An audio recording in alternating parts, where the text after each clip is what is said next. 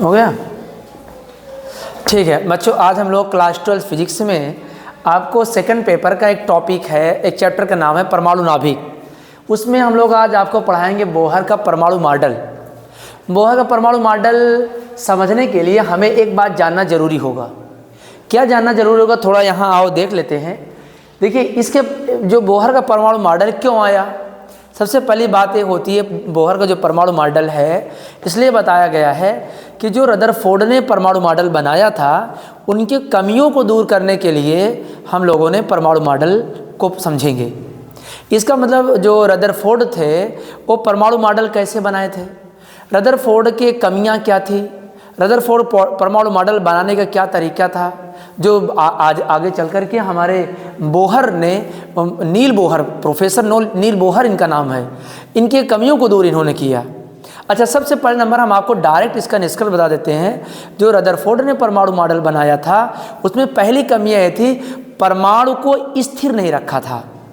उनका परमाणु स्थिर का मतलब ये होता है कि मतलब कि वो परमाणु स्थिरता के बारे में सही क्लियर नहीं किया। उन्होंने बताया कि अगर मान लीजिए परमाणु के चारों ओर इलेक्ट्रॉन चक्कर लगा रहे हैं, तो अगर इलेक्ट्रॉन चारों ओर चक्कर लगा रहे हैं, एक होता है अपना इलेक्ट्रोडायनेमिक रीज़न होता है, मतलब स्थिर वैद्युतिकी नियम के अनुसार से होता है कि अगर इलेक्ट्रॉन चारों ओर चक्कर लगाते रहेंगे जिनकी दूरियां कम हैं अधिक हैं, इसका मतलब उनमें से निकलने वाले जो विद्युत, क्या नाम उनका, विद्युत उत्सर्जन, एक स्पेक्ट्रम रेखाएं होती हैं, मतलब विद्युत उत्सर्जन में एक रेखाएं बार बार निकलती रहती हैं। थोड़ा एक मुझे एक वर्ड याद नहीं आ रहा है, मैं आपको बता देता हूँ। कौन सा वर्ड था उनका? हाँ, विद्युत चुम्बकीय तरंगे। देखो, मैं गलत नहीं बोल सकता, विद्युत चुम्बकीय तरंगे निकलेंगी। अच्छा, विद्युत चुम्बकीय जब तरंगे निकलेंगी तो उसमें सबसे बड़ी बात आ जाएगी कि आने उसमें उसकी जो त्रिज्याएँ हैं, परमाणु त्रिज्या है, धीरे धीरे धीरे धीरे क्या हो जाएगी, कमी हो जाएगी। एक दिन ऐसा हो जाएगा कि हमारा जो इलेक्ट्रॉन है आकर के अंदर गिर जाएगा, जो कि तहस का नहस हो जाएगा। सबसे बड़ी कमी इनकी रदरफोर्ड के मॉडल में ये हो गई, क्या बोलते हैं उसकी, स्थिरता, इलेक्ट्रॉन की स्थिरता। दूसरा क्या था, इनका सबसे बड़ी कमी दूसरी थी रेखीय स्पेक्ट्रम की व्यवस्था के संबंध में। अब देखो, इनका मतलब ये है कि मैं आपको समझा देता हूँ रदरफोर्ड ने क्या किया। रदरफोर्ड ने कहा कि जब किसी भी कोई परमाणु होगा, अंदर एक नाभिक होगा, चारों ओर इलेक्ट्रॉन चक्कर लगाते रहेंगे, चारों ओर इलेक्ट्रॉन चक्कर लगाते रहेंगे। इसमें जो विद्युत चुम्बकीय तरंगें होंगी तो विद्युत चुम्बकीय तरंगों के उत्सर्जन तो होगी, त्रिज्याओं में कमी होती जाएगी, लेकिन जो विद्युत स्पेक्ट्रम होते हैं, विद्युत स्पेक्ट्रम जो रेखाएं होगी वो क्या करेंगी, इनका विद्युत स्पेक्ट्रम की रेखा का मतलब होता है कि सीधी सीधी होती है, और इनकी जो इनका इलेक्ट्रॉन चक्कर लगा रहा है वो वृत्तीय पथ है। इसलिए यहाँ भी इनकी कमियाँ निकली हैं। इन कमियों को दूर करने के लिए हमारे बोहर ने अपनी कमियों को लिखा है। देखो, इतनी मेहनत से मैंने पूरा लिखा है, आप इसको लाइक करो, शेयर करो, खूब हमें मोटिवेट करो। देखो क्या लिखा, सन 1911 में रदरफोर्ड ने बनाया था। कब बनाए थे इन्होंने? सन 1911 में रदरफोर्ड ने परमाणु मॉडल बनाया, लेकिन 1913 में हमारे प्रोफेसर नील बोहर ने रदरफोर्ड के, अच्छा किस हिसाब से, देखो यहाँ लिखा हो परमाणु मॉडल में मैक्स प्लांक के क्वांटम सिद्धांत के अनुसार, आपको दिखाई दे रहा होगा मैक्स प्लांक के क्वांटम सिद्धांत, थोड़ा जूम कर लेना भैया, उसके साथ लगाकर रदरफोर्ड की कमियों को दूर किया। 3 परिकल्पनाएं की। नंबर 1 परिकल्पनाएं क्या की, देखो मैं आपको पढ़ा रहा हूँ, इलेक्ट्रॉन केवल उन्हीं कक्षाओं में घूम सकते हैं जिनमें उनका कोणीय संवेग h/2 पाई, वेरी वेरी इंपॉर्टेंट, h/2 पाई का गुणज हो। सारे स्टूडेंट 12th वाले सुन लें, एग्जाम में इस बात को जरूर मेंशन करना है कि केवल उन्हीं कक्षाओं में घूम सकते हैं जिनका कोणीय संवेग h/2 पाई का गुणज हो। गुणज का मतलब उनकी जो घूमने वाले संख्या होंगी, मतलब नंबर n जो उसके ऑर्बिटल होंगे उनका मल्टीप्लाई होगा h/2 पाई। अगर मान लीजिए उनकी क्वांटम संख्या स्मॉल n है, इंटू h/2 पाई हो जाएगा। यही आपको आगे लिखा गया, यदि इलेक्ट्रॉन का द्रव्यमान स्मॉल m है, यदि इलेक्ट्रॉन का द्रव्यमान स्मॉल m, हमें फार्मूला लिखना है, यदि इलेक्ट्रॉन का द्रव्यमान स्मॉल m है, उनकी त्रिज्या स्मॉल r है, तो जो कक्षाओं को किस v वेग से अगर घूमते रहेंगे तो उनका कोणीय संवेग mvr इज इक्वल टू, देखो आ गया ना, n into h upon 2 pi होना चाहिए, जहाँ n is equal to value होगी 1, 2, 3, 4 डॉट डॉट इनफाइनाइट। बच्चों जहाँ n क्या है, n दो हो सकते हैं, या तो कक्षाओं की संख्या हो सकती है या तो इन्हें बोला जा सकता है मुख्य क्वांटम संख्याएं। आप पढ़े होंगे ना 11th क्लास में मुख्य क्वांटम संख्या, दिगंशी क्वांटम संख्या, एजीमेथुल क्वांटम संख्या, ये आपके केमिस्ट्री के टॉपिक में है। तो वहाँ से स्मॉल एन आ, क्योंकि भाई परमाणु एक केमिस्ट्री का टॉपिक ही है जो हमें फिजिक्स में पढ़ना पड़ रहा है। चले बच्चे, पहला हम लोग याद कर लेते हैं। पहली कमी इन्होंने क्या दूर किया, आपके प्लांक नियतांक में क्या किया, कहा कि इलेक्ट्रॉन जब भी उनके तो वो इलेक्ट्रॉन अगर कक्षाओं में घूमेंगे तो उनके इलेक्ट्रॉनों की संख्या n जो होगा h अपान 2 पाई का गुणज होना चाहिए। जैसे इनका इलेक्ट्रॉनों का द्रव्यमान स्मॉल m है, त्रिज्या r है, v वेग से अगर वो कक्षा में चल रहे हैं तो फार्मूला हो जाएगा बच्चों mvr is equal to nh upon 2 pi, जहाँ n क्या है, एक हमारी मुख्य क्वांटम संख्या है। याद हो गया? ठीक है, आगे हम लोग समझ लेते हैं। आगे कहा गया, इन्होंने एक निष्कर्ष और निकाला, हमारे बोहर ने एक निष्कर्ष निकाला। क्या निष्कर्ष निकाला? क्योंकि रदरफोर्ड ने बताया था कि अगर परमाणु चारों तरफ चक्कर लगाएंगे तो उनकी त्रिज्याएं जो इलेक्ट्रॉन चक्कर लगाएंगे उनको कोई स्थिरता नहीं होती है। लेकिन हमारे बोहर ने कहा नहीं, ऐसा नहीं होना चाहिए, एक स्थिर बताइए, एक फिक्स जगह बताइए। इन्होंने बताया, लिखा आगे चल करके, कुछ निश्चित त्रिज्याओं वाले कक्षाओं में घूम सकते हैं, इन कक्षाओं को अस्थायी कक्षा, इंग्लिश बच्चों थोड़ा अच्छा लाइन ने लिखा है, स्टेबल ऑर्बिट्स कहते हैं, मतलब राइटिंग अच्छी नहीं लिखा है मैंने, ये होती है। बच्चों 3 परिकल्पनाएं की थी, जिसमें मैंने एक परिकल्पना आपके सामने प्रस्तुत किया है।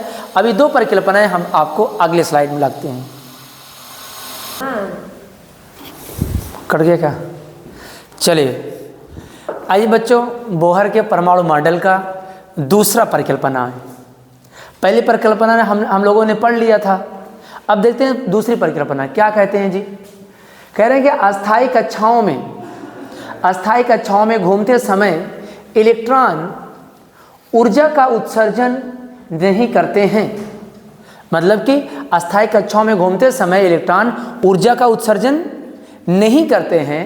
ये कौन कह रहा है? बोहर कह रहे हैं। यद्यपि भले उनमें अभिकेंद्र त्वरण काम करता हो, बहुत इंपॉर्टेंट बात है, कह रहे हैं अगर भले उसमें अभिकेंद्र त्वरण काम कर रहा हो लेकिन वो ऊर्जा का उत्सर्जन नहीं करते हैं। कह रहे हैं, आगे लिखा है, अतः परमाणु का अस्थायित्व तो बना रहता है। ये कौन परिकल्पना थी? इनकी दूसरी परिकल्पना थी। पहली परिकल्पना के बारे में क्या गई थी, आप सबको याद है? उसे आप रिकॉल करके देख लेंगे, ठीक है।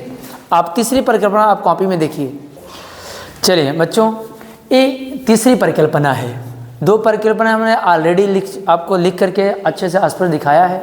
देखो बोर्ड पे जो हम लिखते हैं ना, इसका मकसद ये होता है कि जो बच्चा नोट्स नहीं बनाया है वो आराम से वीडियो को रोक करके फर्स्ट क्लास अपने शब्दों में जूम कर, थोड़ा साफ अगर ना हो जूम करके देख सकता है, और इसको लिख करके और मेरी बात को समझ कर इसको याद कर ले। मैं बता रहा हूँ, वेरी वेरी इंपॉर्टेंट हेडिंग है इस चैप्टर में। 3 हेडिंग है, एक आपका है बोहर परमाणु मॉडल, फिर एक है हाइड्रोजन के सदृश बोहर के सिद्धांत, तीसरा है आपका श्रेणियाँ, स्पेक्ट्रम श्रेणी, इसमें लाइमन श्रेणी, बामर श्रेणी, पास्चन श्रेणी, ब्रैकेट श्रेणी, पुंड श्रेणी, सारी श्रेणियाँ, ये 3 टॉपिक इसमें है जो हर साल एग्जाम में आता है। नहीं यकीन है तो आंसर पेपर में उठा के आप देखो कि एग्जाम में आए कि नहीं। तीसरा है, आओ देखिए क्या लिखा है बच्चों, देखो ध्यान से, जाओ सुन लो। लिखा है, जब परमाणु को किसी कारणवश, बोहर क्या कह रहे हैं, जब परमाणु को किसी कारणवश बाहर से ऊर्जा मिलती है, कह रहे हैं कि जब परमाणु को किसी भी कारण, कोई भी रीज़न हो, चाहे अभिकेंद्र त्वरण हो, चाहे अभिकेंद्र बल हो, कोई रीज़न हो, अगर उसको ऊर्जा मिलती है तो क्या होता है। लिखा है, तो उसका कोई इलेक्ट्रॉन अपनी निश्चित कक्षा को छोड़कर, कोई भी इलेक्ट्रॉन अपनी निश्चित कक्षा को छोड़कर किसी ऊंची कक्षा में चला जाता है। मतलब अपनी कक्षा को छोड़कर के किसी ऊंची कक्षा में चला जाता है, किसी ऊंची ऑर्बिट में चला जाता है। इसलिए परमाणु की यह अवस्था, बच्चों क्या लिखा है, परमाणु की यह अवस्था उत्तेजित अवस्था कहलाती है। क्लियर है? एक बार रिकॉल कर देते हैं। कहा कि जब परमाणु को किसी कारण बाहर से ऊर्जा मिलती है, जब परमाणु को किसी कारण बाहर से ऊर्जा मिलती है तो उसमें सबसे बड़ी बात यह जो आती है तो उसका कोई भी इलेक्ट्रॉन अपनी कक्षा को छोड़कर, निश्चित कक्षा छोड़कर हाईएस्ट कक्षा में चला जाता है। तो बच्चों इसी अवस्था को उत्तेजित अवस्था कहते हैं। अब मैंने इसमें एक लाइन आपको मैं स्किप कर दिया हूँ, फिर आगे लिखा, क्या लिखा, फार्मूला बनाना था। लिखा ऊंची कक्षाओं में मान लिया, माना कि, यहाँ बच्चों लिख देते हैं, माना कि, सपोज दैट, माना कि ऊंची कक्षा में इलेक्ट्रॉनों की संख्या, इलेक्ट्रॉनों की ऊर्जा कैपिटल E1 है और निचली कक्षा में इलेक्ट्रॉनों की ऊर्जा E2 है। तो बच्चों कह रहे हैं जो उत्सर्जित तरंगों की आवृत्ति है वो स्मॉल v है। हम लोग जानते हैं फार्मूला है HV is equal to E2 minus E1। क्या लिखा भाई, HV is equal to E2 minus E1। तो बच्चों देखो क्या लिखा गया, V को रोक लिया गया, H नीचे चलाया। इस चीज़ को मैं थोड़ा आपको दूसरी जगह लिख देता हूँ। कहाँ गया हो जी, डस्टर, समझ में आएगा। इस चीज़ को मैं ऊपर लिखता हूँ, HV is equal to E2 minus E1। ध्यान से देखो यहाँ लिख रहा हूँ, HV is equal to E2 minus E1। ठीक है बच्चों, V को रोक लूँगा तो H कहाँ चला जाएगा, E2 माइनस E1 अपान स्मॉल h। बच्चों इसे आप क्या करेंगे, इसे आप सेव कर लेंगे। V is equal to E2 minus E1 upon क्या हो जाएगा H। बच्चों इसी को क्या कहा जाता है, मैंने लिखा है बड़े बड़े स्पष्ट अक्षरों, बोहर का आवृत्ति प्रतिबंध कहा जाता है। ठीक है, याद रहेगा। आपको पहली बार मैंने आपको जो पहला स्टेप बताया था, आपको उनकी कक्षाओं के बारे में बताया था। दूसरा मैंने उसके बारे में क्या बताया, जो आपको उत्सर्जन ऊर्जा मिलती है। तीसरा आपको क्या बताया भाई, तीसरा उत्तेजित अवस्था के बारे में बताया, जिसमें पहला फार्मूला क्या था उसका, दूसरा वाले में क्या फार्मूला बताया था आपको, दूसरे में एक फार्मूला आपको, हाँ MVR, पहले था MVR NH अपान, दिख रहा है उधर, आप देखते रहिए। तो देखो आपने देखा होगा उसमें पहले MVR is equal to NH upon 2 pi, और दूसरे में आपने बताया था अस्थायी कक्षाओं में घूमते समय, और तीसरे में आपने V is equal to E2 minus E1 upon H। ठीक है बच्चों, इसे आप अच्छे से नोट कर लेंगे, जूम करके इनको दिखा दूँ। ठीक है, बीच में दिख रहा है, आप लिख रहे हैं। अब आपको इसलिए इसको ऐसा एरो बना देना, ये फार्मूला आपको यहाँ लिखना था, तो यहाँ आपको लिखने के बजाय आपको यहाँ लिख दिया है, मतलब इसको यहाँ लिखना था, तो ये वाला चीज़ आपको यहाँ हो जाएगा, मतलब इसको ये यूँ लिख दे रहा हूँ, ये यहाँ है, वहाँ जगह था इसलिए लिख दिया। ठीक है, चलो ओके करते।